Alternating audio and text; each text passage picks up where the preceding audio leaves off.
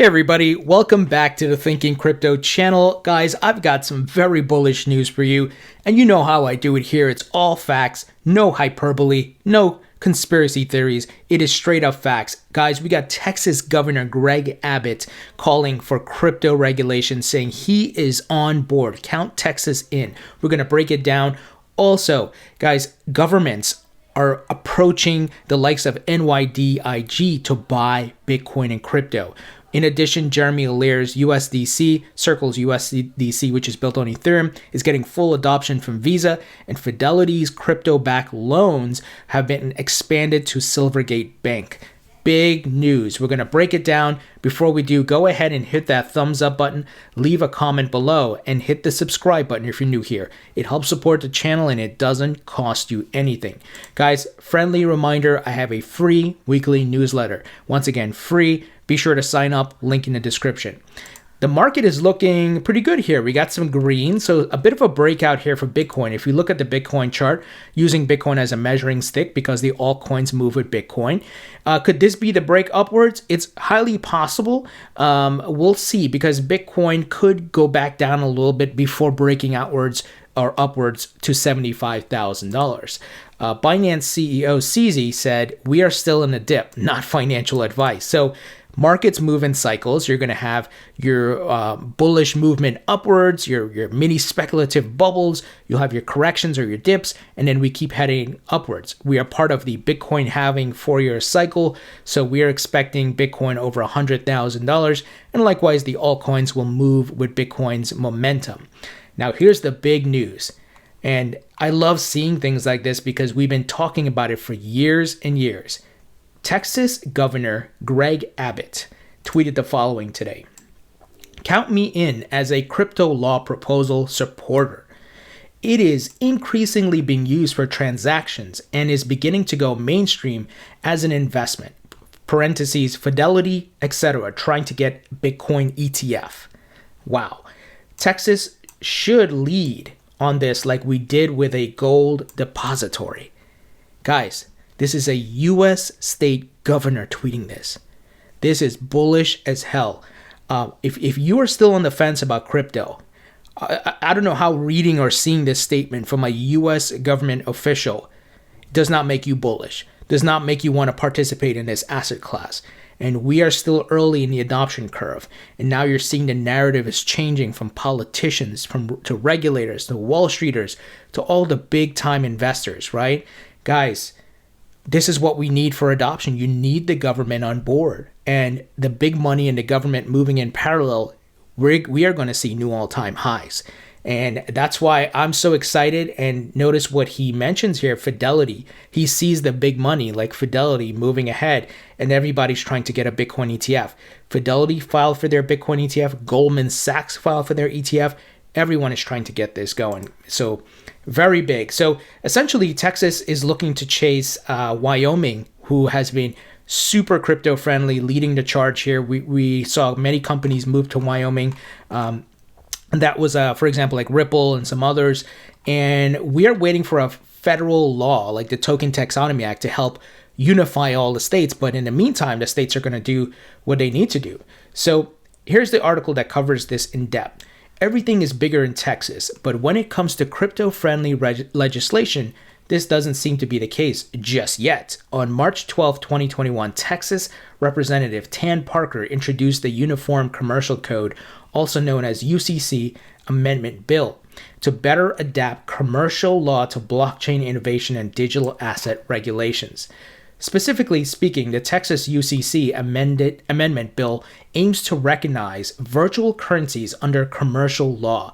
Lee Brachter, president of the Texas Blockchain Council, an organization recently established as a trade association intended to make Texas a leader in national blockchain growth, told Cointelegraph that the Texas Blockchain Council worked closely with Texas legislators to draft this bill, noting that if passed, it would change the business law around the definition of digital currencies and legal definition of control.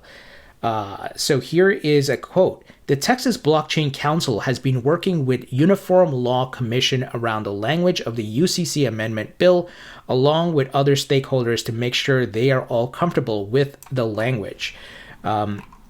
Texas aims to rank second to Wyoming, but concerns remain. According to Bractor, HB 4474 is similar to what Wyoming is already doing with its digital asset law, which was passed on February 26, 2019, and put into effect July 1st, 2019. If the UCC amendment bill passes, Texas would solidify a leadership position alongside states like Wyoming that have already blazed a trail towards regulatory clarity, commented Bractor.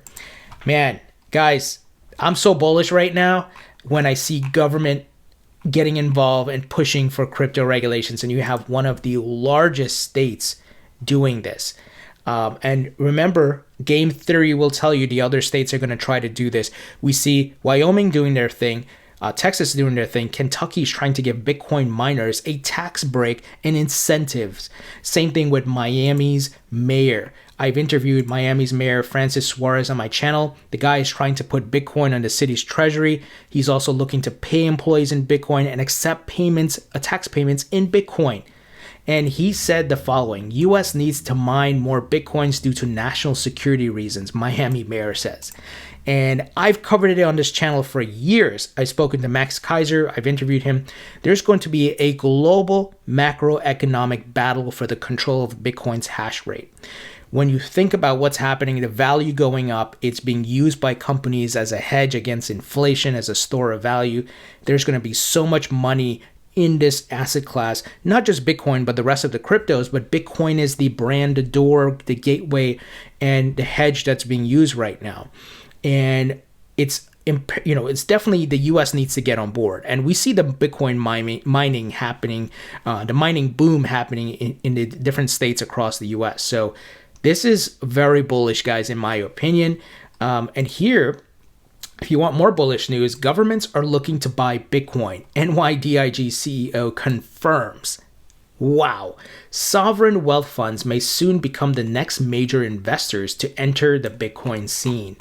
And remember, we're talking about Bitcoin here, but I see Bitcoin once again as the doorway. They start with Bitcoin, then they're going to add Ethereum and others, right? They're going to diversify. But it has to have a starting point, and Bitcoin is that starting point. That's why I have Bitcoin in my portfolio.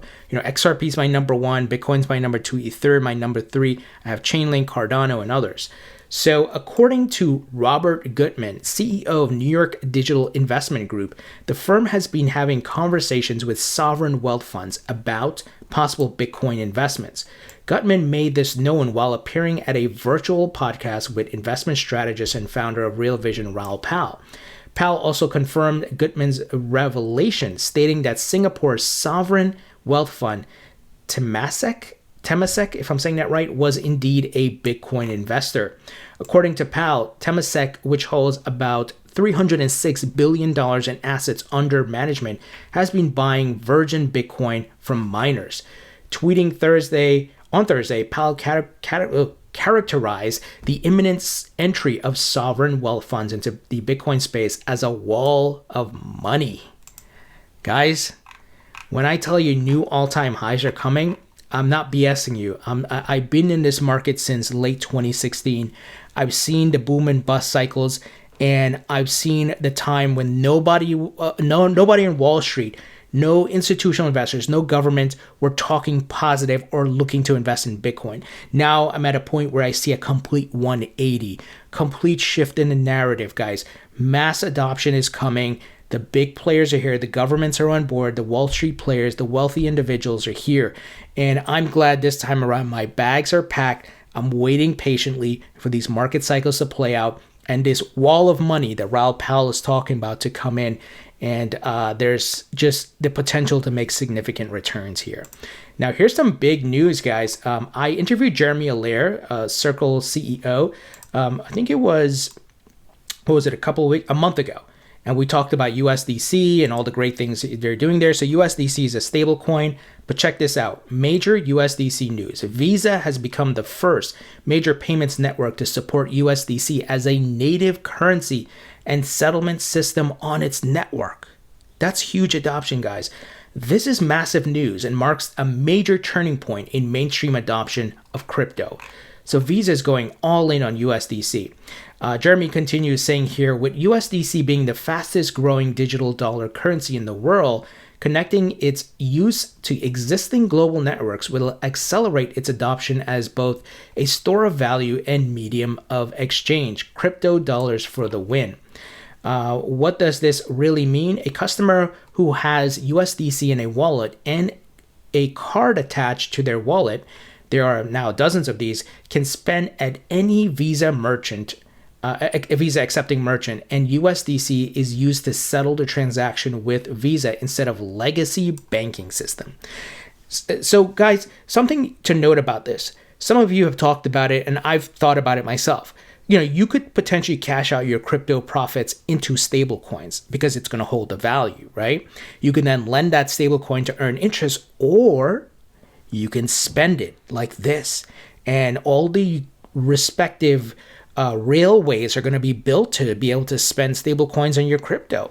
So this is just huge news by one of the largest credit card companies in the world. So for Visa, this means they get the money as fast as blockchain moves funds without reversal risk, without the time delays and costs of SWIFT, ACH, etc. Huge. He says, this is over the top OTT money and a major step in our mission to build a new global economic system on a more open, global, safe, and inclusive foundation built on crypto and blockchain tech. He says, huge congrats to Coy Sheffield and the team at Visa for really putting your money where your mouth is and embracing the future. We welcome you with open arms in the movement towards an open internet of value. Big news. Now, if you saw my interview with Jeremy a month ago, and I'll put a link in the description to it, USDC runs on Ethereum, it runs on Solana, Stellar. So those respective blockchains are going to benefit from this, right? Network effect, volume, and all of that. So obviously, I hold some Stellar Lumens. I hold more Ethereum, of course. So this, guys, this is the future. It's happening right before our eyes. And remember, game theory. Who's going to be next? American Express, MasterCard, Discover, right? And of course, the banks, they don't want to lose their lunch. They're going to get involved as well. Now, speaking of big money, Fidelity now extends Bitcoin-backed loans through Silvergate. The custodian began offering cash loans collateralized by Bitcoin last December, but is now adding Silvergate customers to the mix. So they're building their network to get loans for your crypto. It's just amazing to see this happen. And remember, they own trillions of dollars of assets under management, and they are a very well trusted name. And now they're getting partnerships and integrations with other folks, guys. So bullish. Finally, this is interesting. Stablecoin reserves on crypto exchanges hit new historic high of $10 billion. Crypto exchanges continue accumulating massive amounts of stablecoins like Tether and USDC. So this could be people positioning themselves to buy crypto with their stablecoins, or staking, not staking, but lending and so forth. So it's very interesting to see that happening. So cryptocurrency exchanges are now holding nearly 16% of total market value of all stablecoins, with stablecoin market capitalization amounting to $63 billion at the time of writing, according to data from CoinGecko. The total trading volume of all stablecoins is estimated at about $88 billion. Wow. Guys, the future is so bright for this asset class, this new emerging asset class. Count yourself lucky you are here early before the masses. In order to make money and invest in, you got to buy the low, sell the highs, right? Now, that may sound simple, but you need to understand market cycles. You don't want to be part of the masses buying the top. Not to say long term they can't make money even if they buy the top, right? It's like if you bought the top at December 2017 for Bitcoin, Ethereum, and others, well, you certainly had to wait a long time, till the end of 2020 into 2021 to be in the green. So patience is important, but not many people understand those principles, right? That's why smart money have always been able to maintain their wealth and grow their wealth and a lot of people who move by emotions and not by facts and research get burned, and they buy at the top and they're like, oh no, it's crashing, I need to dump it and sell it, instead of saying, wait, let me step back, I can just hold it for the next cycle. But they don't understand market cycles. So why do I say that? To essentially say, count yourself lucky, pat yourself on the back, you're here early and watching these beautiful things unfold. This bullish news, I think this endorsement of crypto from Greg Abbott, I mean, come on, man. This is just huge. And I'm looking forward to a Bitcoin ETF. I've talked about it on this channel. I've interviewed Matt Hogan from Bitwise, who's trying to get a Bitcoin ETF approved as well. And we shall see. I think one or more might get approved this year with Gary Gensler coming in. And I've said it before, it will open the floodgates. There's so much capital sitting on the sidelines, guys. And I'm super excited about this. What do you guys think about this news? Are you as bullish as I am on this news from Greg Abbott? Forget about his politics and what you think about him. That's not what we're talking about here. We're talking about government officials on board with crypto, even Miami's mayor. And I'll put the link to my interview with the mayor of Miami in the description, along with Jeremy Allaire, guys. Hit the thumbs up button, share this video, and I'll talk to you all later.